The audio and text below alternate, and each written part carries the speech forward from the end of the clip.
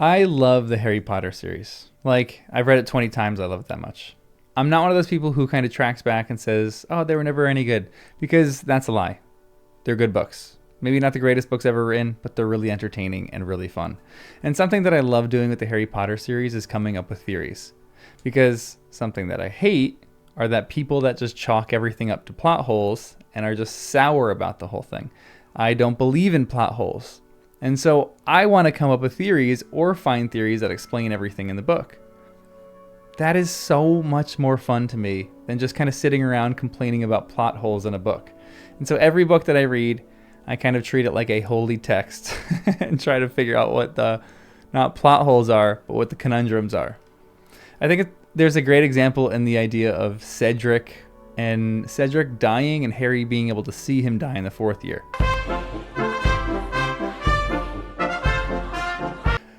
When they leave Hogwarts, they take the carriages down to the platform, and the question is, why wasn't Harry able to see the Thestrals pulling them? Because the book doesn't talk about that. Well, the answer is it's not a plot hole in the book.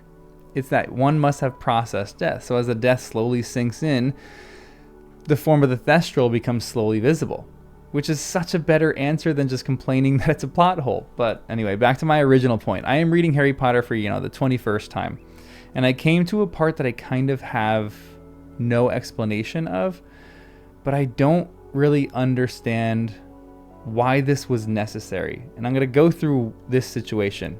It's in book 1, and it's as Harry is going through platform 9 3/4, where he's getting to the barrier, and he runs into the Weasleys. And this conversation stifles me because there's always been an assumption that I've had that only witches, wizards, or magical family can get through the platform. I don't really believe there's been anything written or published about this, but it inflames my question even more for Harry's discussion with Mrs. Weasley. Now, this is what it is, and I'm just going to read this, and what I want you to do is try to figure out where the discrepancy is as I read it. "Excuse me," Harry said to the plump woman. "Hello, dear," she said. "First time at Hogwarts?" Ron's new, too. She pointed at the last and youngest of her sons. He was tall, thin, and gangling, with freckles, big hands, and feet, and a long nose. "Yes," said Harry. The thing is, I don't know how to get onto the platform," she said kindly, and Harry nodded. "Not to worry," she said. "All you have to do is walk straight at the barrier between platforms 9 and 10. Don't stop, and don't be scared you'll crash into it. That's very important. Best do it at a bit of a run if you're nervous. Go on. Go now before Ron." Okay," said Harry. He pushed his trolley around and started at the barrier. It looked very solid. He started to walk toward it. People jostled him on their way to platforms 9 and 10. Harry walked more quickly. He was going to smash right into that ticket box, and then he'd be in trouble. Leaning forward on his trolley, he broke into a heavy run. The barrier was coming nearer and nearer. He wouldn't be able to stop. The trolley was out of control. He was a foot away. He closed his eyes, ready for a crash. It didn't come. He kept on running. He opened his eyes. A scarlet steam engine was waiting next to a platform packed with people. A sign overhead said Hogwarts Express, 11 o'clock. Harry looked behind him and saw a wrought iron archway where the ticket box had been, with the words platform 9 3/4 on it. He had done it. So, here's my conundrum. Did you catch it? Molly Weasley says this: don't stop and don't be scared you'll crash into it. That's very important. Why?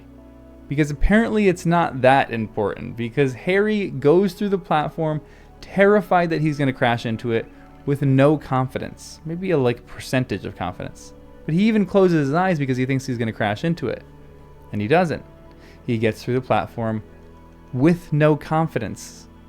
So why did Mrs. Weasley say that he needed confidence to go through it?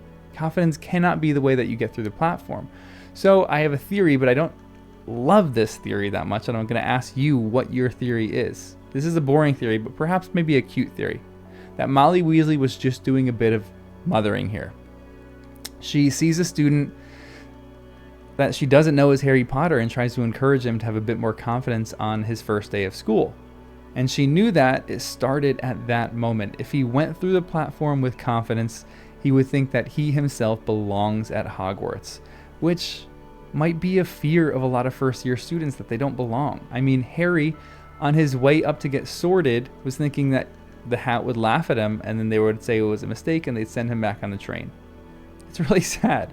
So I think Molly recognizes that and does a bit of confidence boosting for Harry to try to give him a better first day at school.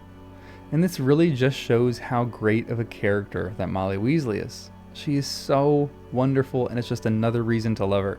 She's not just one of the best characters in the book, but she is helping random students that she doesn't know yet gain a little more confidence on their first day of school. Such a beautiful little section. But if you have any other theories on this, please let me know, because the whole point of this video is to ask you what your theories are on this. I would love to hear some of your wildest theories on this little conundrum, because again, we don't believe in plot holes on this channel. And also, let me know if you think that platform 9 3/4 is in another dimension other than King's Cross, or if it's actually just underground King's Cross. I'd be really curious to hear what you think about that. But make sure you subscribe for mainly more Lord of the Rings content, but some Harry Potter, Brandon Sanderson, and some other great books too, as I'm going to read the Game of Thrones pretty soon. And like the video, and I'll see you in the next one, always.